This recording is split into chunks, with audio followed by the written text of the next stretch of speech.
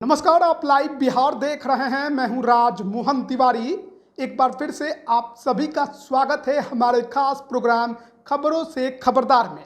देखिए, आज राजधानी पटना से बड़ी खबर निकलकर सामने आई है कि 25 आईएएस अधिकारियों का तबादला कर दिया गया है, जिसमें 11 आईएएस अधिकारी वैसे हैं जिन्हें वेटिंग फॉर पोस्टिंग रखते हुए सामान्य प्रशासन में योगदान देने को कहा गया है। वहीं कुछ दिन पहले राजधानी पटना में जो लाठी चार्ज हुआ था, SC/ST रिजर्वेशन को लेकर जो हल्ला मचा था, उस दौरान एक पदाधिकारी काफ़ी ज़्यादा चर्चा में आए थे।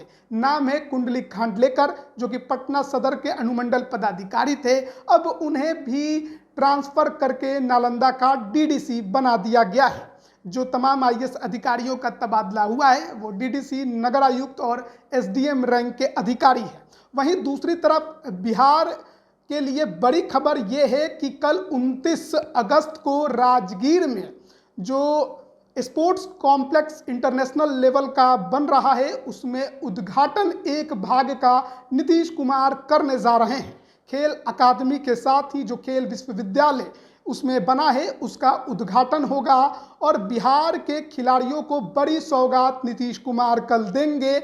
और इसके साथ ही आपको ये भी बता दें कि आज बिहार में पहली बार इंडियन वुमेन्स हॉकी टीम भी आ रही है, जो कल राजगीर में प्रदर्शनी मैच खेलते आपको दिखाई देगी। ऐसा पहली बार बिहार में होता आपको नजर आएगा। अब बात सियासत पर भी कर लेते हैं। देखिए, प्रशांत किशोर जनसुराज के सूत्रधार ने 200 करोड़ रुपयों की बात की है। अगले विधानसभा चुनाव में अपने कैंडिडेट्स को जिताने के लिए वो क्या नहीं करने वाले हैं। वो लगातार कहते हैं कि आप पैसे की चिंता बिल्कुल मत करिए, आप मैदान में उतरिए, हम आपके पीछे खड़े हैं। लेकिन प्रशांत किशोर जो 200 करोड़ रुपए लाकर प्रचार में लगाएंगे, वो आखिरकार कैसे आने वाला है, इसके बारे में उन्होंने बताया है। विस्तार से हम इस पर भी जरूर चर्चा करेंगे। लेकिन साथ ही आज बीजेपी के प्रदेश अध्यक्ष दिलीप जायसवाल ने लालू प्रसाद यादव पर एक टिप्पणी की है, जिसमें उन्हें अंगुली माल डाकू कह दिया है। लेकिन बिहार की सुशासन के लिए तो बेइज्जती की भी एक खबर आई है, क्योंकि सुप्रीम कोर्ट के जज का घर भी अब सुरक्षित नहीं है। पटना स्थित पाटलिपुत्र कॉलोनी में सुप्रीम कोर्ट के जज हैं अहसानुद्दीन अमानुल्लाह, उनके घर पर चोरी हो गई है, डकैती हो गई है। तो बिहार में कौन कितना सुरक्षित है, ये अंदाज़ा आप बेहतर तरीके से लगा सकते हैं। तो चर्चा करने के लिए हमारे साथ वरिष्ठ पत्रकार रवि रंजन जी हैं और वरिष्ठ पत्रकार प्रवीण बागी जी हैं। सबसे पहले चर्चा तो प्रशांत किशोर पर करते हैं। इन दिनों बहुत ज़्यादा चर्चा में है, लगातार पार्टी के कहिए या अपने जनसुराज के जो संगठन है उसको मजबूत तो कर ही रहे हैं, नए नए लोगों को अपने साथ जोड़ रहे हैं। लेकिन अब 200 करोड़ रुपए अगले विधानसभा चुनाव के लिए कैसी तैयारी आपको नजर आ रही है? ये बिल्कुल सही बात है। देखिए, प्रशांत किशोर जिस तरीके से राजनीति में एक एक कदम आगे बढ़ा रहे हैं, उससे तमाम दलों की नींद उड़ी हुई है और सभी दल अंदर खाने में बहुत परेशान हैं कि कैसे प्रशांत किशोर को रोका जाए, और इसलिए वो इग्नोर कर रहे हैं। प्रशांत किशोर पर चर्चा करने पर उसको हंसी में उड़ा देते हैं या खिल्ली में उड़ा दे रहे हैं, मगर भीतर से सब दल डरे हुए हैं, क्योंकि प्रशांत किशोर का एक एक कदम जो है वो एक सुनियोजित रणनीति के तहत उठाया जा रहा है। और उसी के तहत उन्होंने ये घोषणा की है कि वो 2 करोड़ लोगों से बिहार में 100 रुपये लेंगे चंदा के रूप में, और उसी राशि से वो 2025 का चुनाव लड़ेंगे विधानसभा का। तो ये एक बिल्कुल नई बात होगी। किसी सेठ, किसी उद्योगपति, किसी काले धन के कारोबारी से वो पैसे नहीं लेंगे। साफ सुथरा पैसा रहेगा और उससे साफ सुथरे लोगों के साथ मिल करके वो चुनाव लड़ेंगे। तो बिहार की राजनीति में ये एक बिल्कुल नई पहल होगी। उसके पहले 1977 में जेपी ने ऐसा किया था। जेपी 1977 में इमरजेंसी के बाद जो चुनाव हुआ था, उसमें जेपी जब सभाओं में जाते थे तो वो लोगों से अपील करते थे कि आपका 1 वोट और 1 रुपये का नोट हमको चाहिए। और लोग एक और कार्यकर्ता ऐसे गमछा लेकर के घूम जाते थे भीड़ में और पूरा उनका झोली भर जाता था और वो सब पैसा फिर जेपी को दे दिया जाता था। तो इस तरीके से उन्होंने इंदिरा गांधी को उस चुनाव में परास्त कर दिया था। कांग्रेस की लुटिया डूब गई थी। तो उसी स्टाइल में अब प्रशांत किशोर लोगों से चंदे लेंगे और आम आदमी से उसमें उनके पार्टी के कार्यकर्ता भी होंगे, वोटर भी होंगे, गांव देहात के लोग भी होंगे और 100 रुपया कोई बड़ी बात नहीं है, सब लोग सहर्ष देंगे जो उनको सपोर्ट करेंगे। 13 करोड़ की आबादी है बिहार में। हाँ, तो इससे दो फायदा होगा। एक तो कि बहुत पारदर्शी तरीके से चंदा वो लेते दिखेंगे और दूसरे कि इसी बहाने लोगों से जुड़ेंगे भी, अपने साथ जोड़ेंगे, उनका फ़ोन नंबर, उनका एड्रेस उनके रसीद पर किया जाएगा। तो इनके बारे में ज़्यादा सोचेगा, एक लगाव महसूस करेगा कि हमने पैसा दिया, चंदा दिया है तो इनके उम्मीदवार को भी जिताएंगे। तो वही जेपी का स्टाइल इन्होंने अडॉप्ट किया है। अब तक पार्टियां इस तरह से आम तौर पे धन संग्रह नहीं करती हैं। वो कुछ बड़े व्यापारियों से, ठेकेदारों से, हाँ, वो छिपा के रखती हैं अपना हिसाब। तो पूछा जाता है कितना चंदा आया, कहाँ से आया, तो वो नहीं। अभी उसका जो चुनावी बॉन्ड था उसको लेकर के कितना बवेला मचा हुआ था सरकार का। तो ये एक नई पहल है राजनीति में और इसका बिल्कुल स्वागत करना चाहिए। अच्छा, चुनाव के अब जब भी मौके आते हैं तो पैसे की बात तो खूब उठ रही है, क्योंकि अब कहा जाता है कि बिना पैसे के आप चुनाव जीत ही नहीं सकते हैं। प्रशांत किशोर ने जब पदयात्रा शुरू की तब से उन पर एक सवाल खूब उठा कि आखिरकार इनके पास धन कहाँ से आता है, और अब तो 200 करोड़ की बात कर रहे हैं। नहीं, प्रशांत किशोर को 200 करोड़ रुपए चाहिए होता है। हम आपको ये बता रहे हैं कि वो 2-3 बार, माने एक तो कई राज्यों की सरकारों को बनाने का काम उन्होंने किया है। एक समय जब उन्होंने ये नारा गढ़ा था कि बिहार में बहार बा नीतीश कुमार बा, उस समय भी ये चर्चा बड़ी जोरों पर थी कि प्रशांत किशोर ने 200 करोड़ रुपया लिया है। अच्छा। और इस चुनाव अभियान को अपने कंट्रोल में लिया और पूरे चुनाव अभियान को अंजाम तक पहुंचाया। उस समय ये बहुत चर्चा थी कि सरकारी अधिकारी, एक बड़े आईएएस ऑफिसर को ये टास्क दिया गया था कि आप इतने पैसों का इंतज़ाम कीजिए।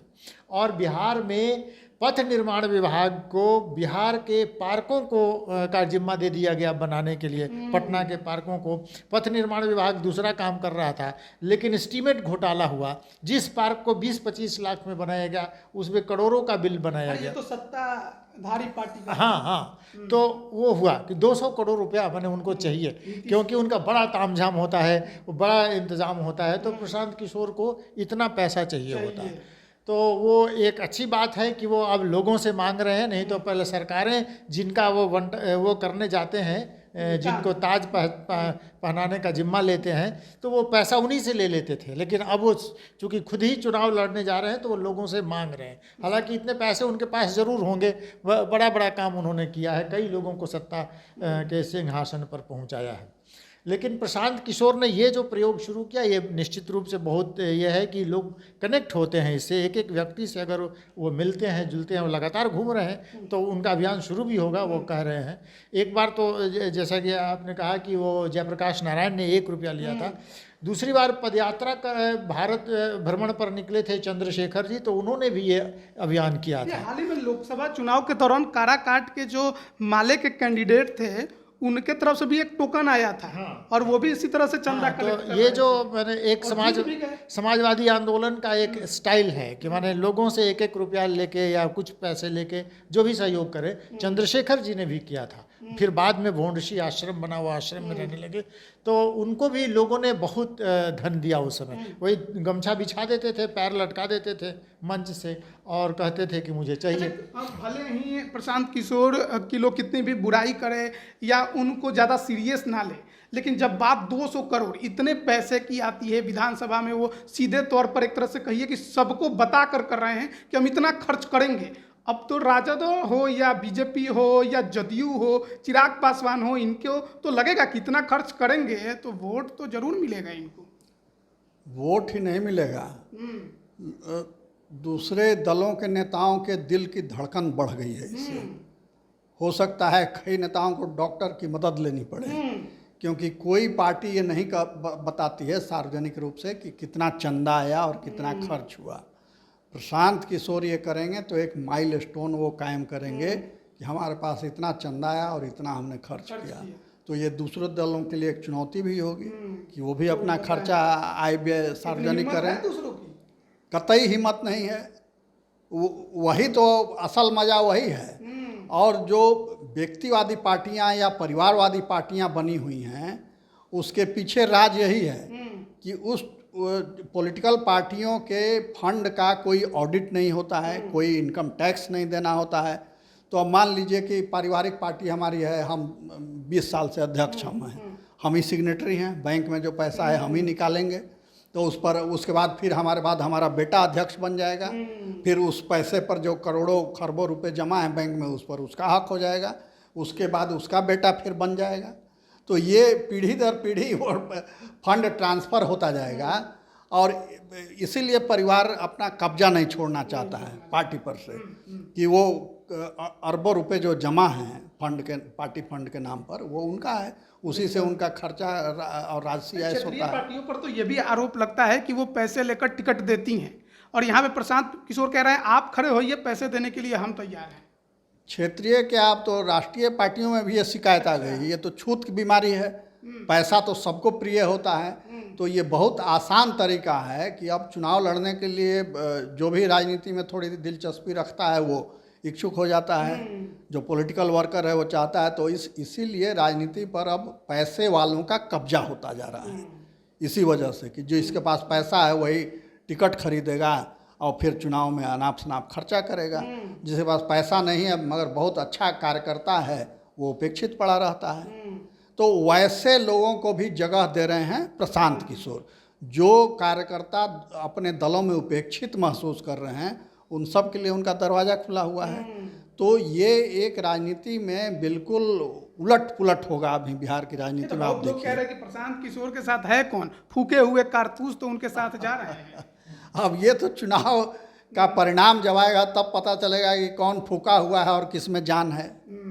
तो उसके लिए थोड़ा सा धैर्य रख के इंतज़ार करना पड़ेगा कि नवंबर में चुनाव होगा और जब दिसंबर में सरकार बनेगी तो किसकी सरकार बनती है, हाँ अगले साल किसकी सरकार बनती है, कौन पार्टी कितना सीट जीत के आती है, ये तो उस समय पता चलेगा।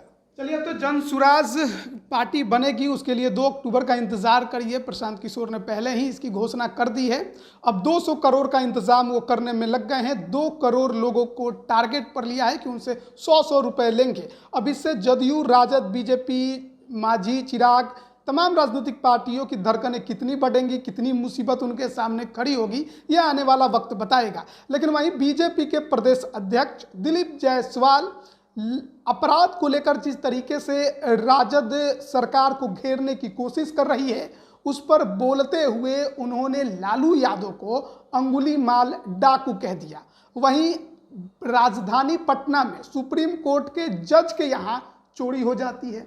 अब दिलीप जायसवाल लालू यादव को कोस रहे हैं और सुप्रीम कोर्ट के जज का घर भी सुरक्षित नहीं है। अब देखिए, चोर चोर मौसेरे भाई का सवाल है कि सरकार तो इस बार तो इस सरकार पर जितना सवाल उठा है, विधि व्यवस्था, लॉ एंड ऑर्डर का जितना सवाल उठा है, लूट, हत्या, डकैती इस सरकार के दौरान लगातार बढ़ते जा रहा है। ऐसी चोरी माने जान माल की सुरक्षा करना ये सरकार की सबसे बड़ी जिम्मेदारी है। प्रदेश अध्यक्ष दिलीप जायसवाल इतना क्यों गर्म हो गए कि लालू यादव को अंगुली माल डाकू कहना पड़ गया? नहीं, देखिए, ये एक दूसरे पर आरोप प्रत्यारोप लग रहे हैं। लालू यादव को वो कह रहे हैं कि वो बिहार में जंगल राज को स्थापित करने वाले लालू यादव हैं और लालू यादव को अब बिहार की चिंता सता रही है। इसीलिए उन्होंने कहा कि ये तो असली अंगुली माल डाकू तो वही है कि बिहार में उन्होंने ही ये सब किया है और अब वो संत बने फिर रहे हैं और उनको बिहार की चिंता सता रही है।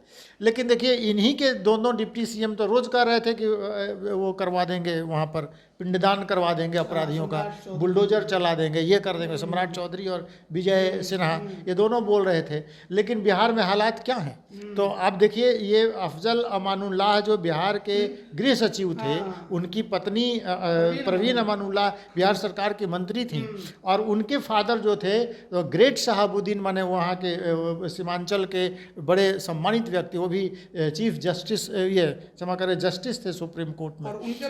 और उनके घर पर माने चोरी हो जाए। और वो बड़े सम्मानित लोग हैं, पाटलिपुत्र में उनका विशाल घर है, हम तो उस घर में गए भी हुए हैं, सम्मानित लोग हैं और एक इज्जत है उस इलाके में, लेकिन उस घर को भी चोरों ने नहीं छोड़ा। तो ये कहता है कि सरकार का इकबाल खत्म है, पुलिस माने सुस्त है, पुलिस उसको क्या कहेंगे, पुलिस तो कुछ करती ही नहीं है, वो तो शराब पीने वाले और शराब बेचने वालों को पकड़ रही है जिससे उसकी जेब जो है वो गर्म होती रहे। पुलिस के पास दूसरा कोई काम नहीं है, वो बालू माफियाओं के पास नहीं जा पाती क्योंकि वहाँ डर है। यहाँ शहर में कौन शराब पी रहा है, कौन बेच रहा है, बस इतना ही काम है पुलिस का। तो ये इतने बड़े व्यक्ति के घर में जब चोरी हो जाती है तो आम आदमी कहाँ जाएगा। और वो ऐसे ऐसे मामलों के वो उन्होंने सुनवाई की सुप्रीम कोर्ट में अभी तो रहते बहुत हुए, चर्चा में अभी थे। हाँ नीट परीक्षा पेपर लीक की उस भी बेंच में वो भी सुनवाई समझ की है। और ये चर्चा है कि चोर घुस के उसमें क्या क्या कागज़ निकाले, क्या किए। अभी तक तो पता नहीं चला कि कितना सामान गया, लेकिन ये बताता है कि जब इतने बड़े लोगों का भी घर सुरक्षित नहीं है तो आम आदमी तो माने उसके घर में किसी भी समय चोर घुस सकता है, किसी भी समय डकैती हो सकती है। सर अब लग रहा है कि प्रदेश अध्यक्ष जी थोड़ा जल्दीबाजी में बोल गए।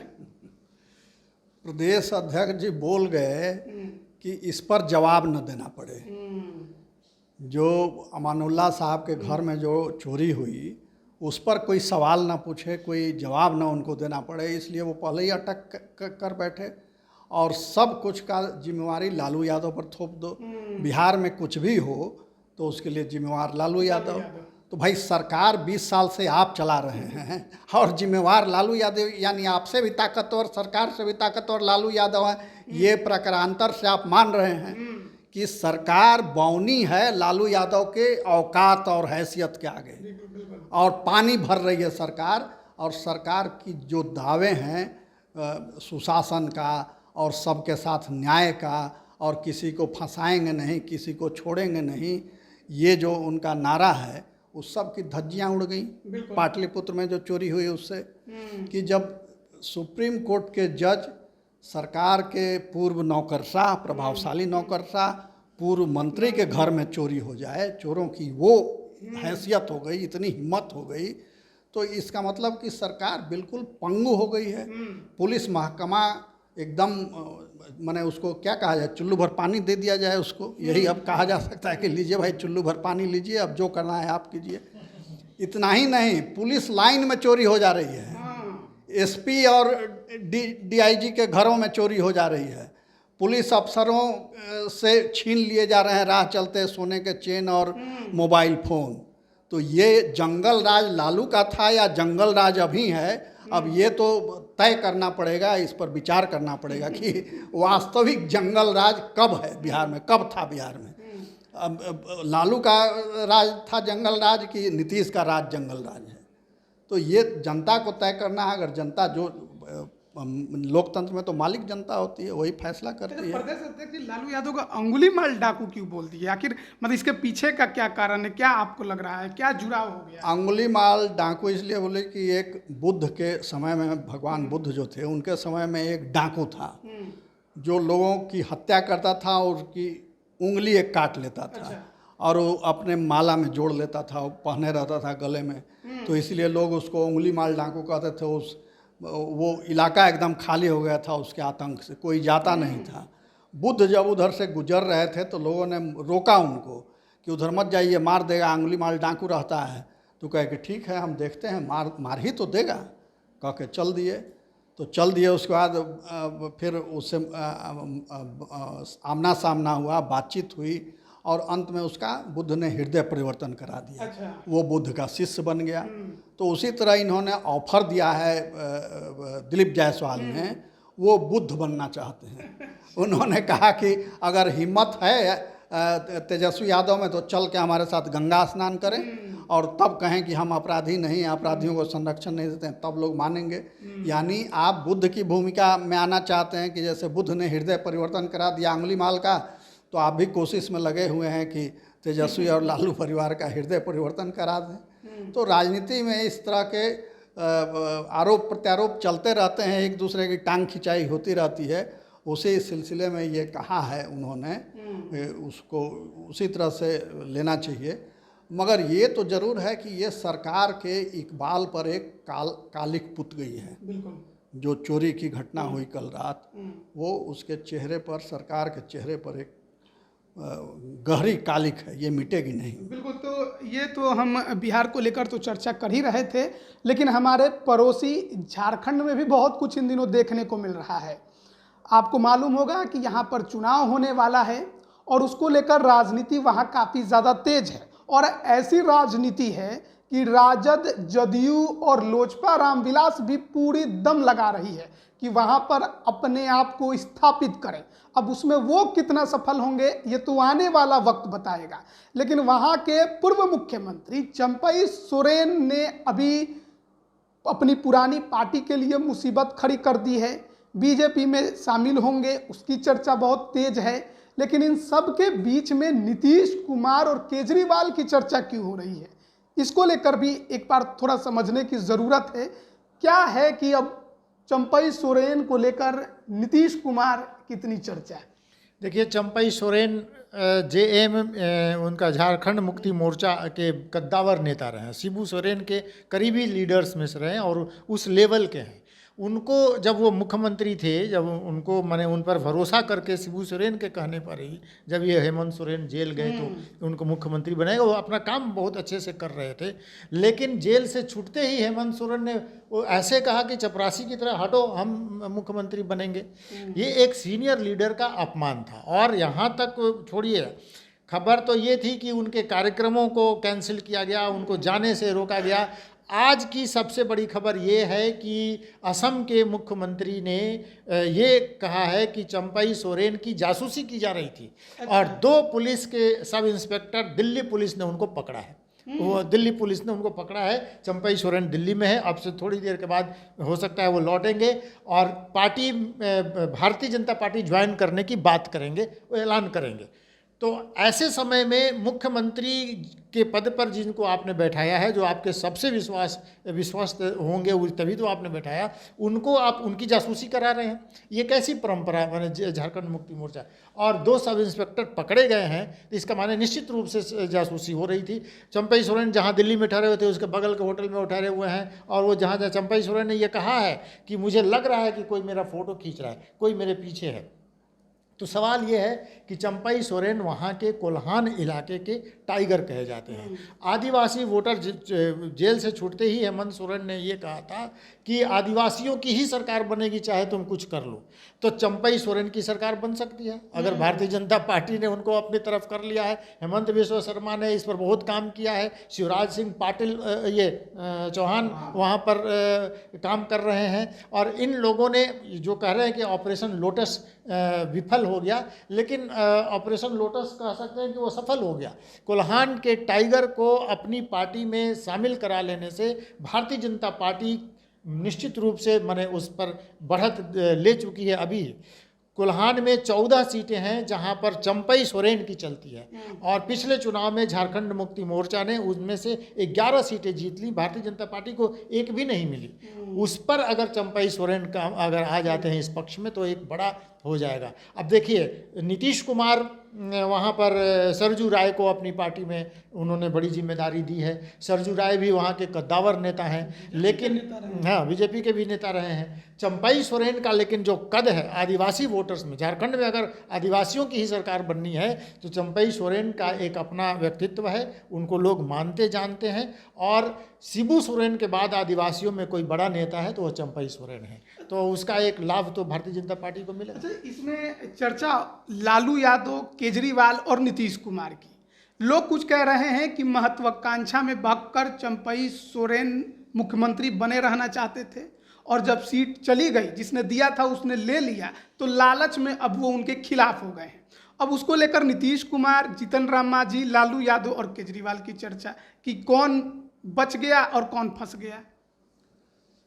नीतीश और केजरीवाल की चर्चा स्वाभाविक है इस प्रसंग में। नीतीश की चर्चा इसलिए हो रही है कि इसी तरह से जब उस समय सीटें कम हो गई थी चुनाव में 2014 में, तो उन्होंने छोड़ दिया कि हम मुख्यमंत्री नहीं बनेंगे, नीतीश कुमार ने। और जीतन राम मांझी को उन्होंने बना दिया, इस्तीफा दे करके जीतन राम मांझी मुख्यमंत्री बन गए। तो पहले रोज़ का नियम था कि जीतन राम मांझी जा कर के रिपोर्ट करते थे सीएम नीतीश कुमार के यहाँ, माने सुपर सीएम के रूप में नीतीश कुमार रोल करते थे। जब इन्होंने धीरे धीरे जाना वहाँ कम कर दिया और अपने मन से फैसले लेने लगे, तो ये नीतीश कुमार को लगा कि अब तो ये हमारे हाथ से निकल जाएगा, लोग हमको भूल जाएंगे कि कोई नीतीश कुमार भी थे। तो इसलिए तुरंत उन्होंने आनन फानन में वो फरमान सुना दिया कि आप इस्तीफ़ा दीजिए। उन्होंने इस्तीफ़ा नहीं दिया, फिर उसमें विधायक दल की बैठक हो गई, इनको हटा दिया जीतन राम मांझी को, और वो खुद बन गए और जीतन राम मांझी ने अलग पार्टी बना ली। ठीक यही घटना दोहराई गई झारखंड में। झारखंड इसी बिहार से निकला है, तो यहाँ के गुण दोष थोड़ा वहाँ के राजनेताओं में भी हैं। तो उसी तरह से हेमंत सोरेन को जेल जाना पड़ा, उन्होंने इस्तीफ़ा दिया और चंपई सोरेन को बना दिया मुख्यमंत्री। अब फिर जब वो जेल से आए तो सत्ता की ललक थी और सत्ता का लोभ जो था वो समरण नहीं हुआ, और उन्होंने आते ही आदेश सुना दिया कि वो उनके सारे कार्यक्रम रद्द कर दिए जो पहले से तय थे मुख्यमंत्री के, चंपई सोरेन के, और ये भी कह दिया कि 2 दिन तक आप कहीं नहीं जाएंगे, रांची में ही रहेंगे। और सीधे फिर विधायक दल की बैठक हुई, उसमें उनको बुलाया और कहा कि आप इस्तीफा कीजिए। तो ये मिसहैंडलिंग भी हुई और थोड़ी मूर्खता भी हो गई हेमंत सोरेन से। बच्चे हैं तो थोड़ी नादानी दिखला दी, हड़बड़ाहट दिखला दी। हेमंत सोरेन अगर केजरीवाल मॉडल फॉलो करते, जैसे केजरीवाल जेल भी गए मगर चीफ मिनिस्टर हैं वो, हाँ, ये पूरी दुनिया का अनूठा उदाहरण है। और जो लोग भारतीय संविधान माथे पर लेके घूमते हैं उनके लिए भी एक सोचने वाली बात है कि संविधान में ऐसा कोई प्रावधान नहीं है कि कोई चोर, कोई भ्रष्टाचारी, कोई डकैत अगर चीफ मिनिस्टर बन जाए और उसकी गिरफ्तारी हो किसी केस में और वो जेल से कहे कि हम सरकार चलाएंगे, तो संविधान मौन है, सारे कानून उसके आगे नतमस्तक हो जाते हैं और वो चीफ मिनिस्टर की हैसियत से जेल में हैं। तो वही मॉडल ठीक अप्लाई करते हैं ये भी हेमंत सोरेन। ठीक है, कहते हैं कि मैं इस्तीफा नहीं दूंगा, जेल से सरकार चलाऊंगा। चले जाते जेल, आराम से रहते, छूट के आते फिर सचिवालय में बैठते। तो वो भी नहीं किए, तो थोड़ी नैतिकता भी दिखलानी चाहिए उन्होंने, और उसी नैतिकता में सारा खेल जो है सो वो गड़बड़ हो गया।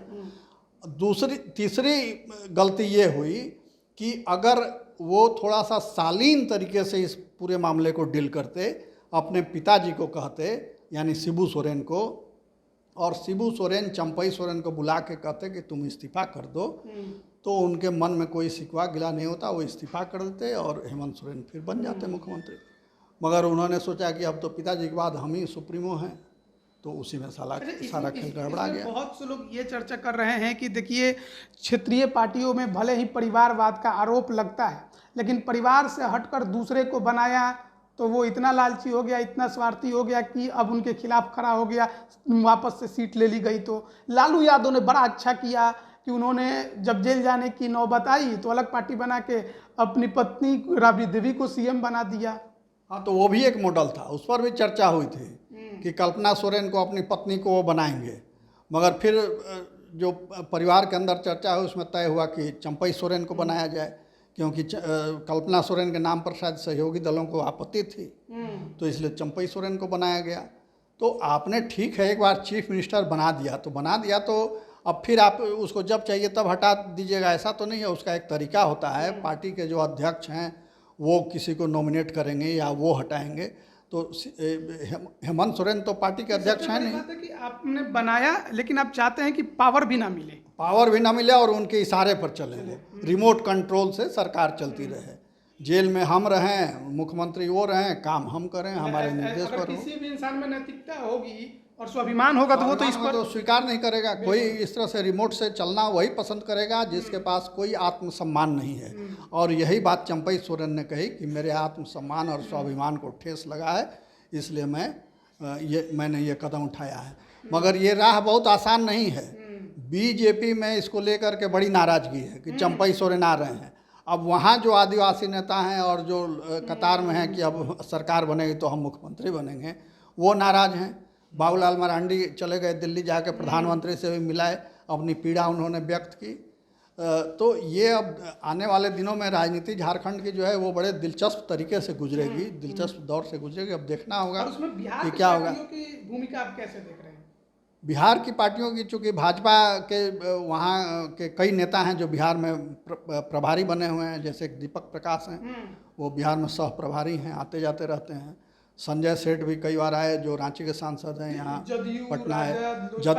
जदयू वहाँ, हाँ, जदयू वहाँ तैयारी कर रही है। लोजपा ने अभी अपना राष्ट्रीय कार्य समिति की बैठक की वहाँ। तो चुनाव को लेकर के सभी पार्टियां वहाँ सक्रिय हैं, और उसी बीच ये जेएमएम के अंदर ये हो गया, आपस में विवाद पैदा हो गया। तो जेएम की स्थिति इससे कमज़ोर हुई है, और इसका लाभ किस पार्टी को मिलता है ये देखने वाली बात होगी। बिल्कुल। तो चर्चा हम सियासत पर भी कर रहे थे, झारखंड और बिहार की। जिस तरीके से प्रशांत किशोर ने ऐलान किया है और चंदे इकट्ठा करने की बात कही है, तो 200 करोड़ की जुगाड़ में है, ताकि अगले विधानसभा चुनाव में अपने कैंडिडेट्स को किसी प्रकार की कोई दिक्कत ना हो, प्रचार प्रसार में तमाम सुविधा दे सके, और जो बिहार में पहले से स्थापित पार्टियां हैं उनके सामने भी चुनौती बन के खड़ा हो सके। अब उसमें वो कितने कामयाब होंगे वो आने वाला वक्त बताएगा। बने रहिएगा हमारे साथ। आप सभी का बहुत बहुत धन्यवाद।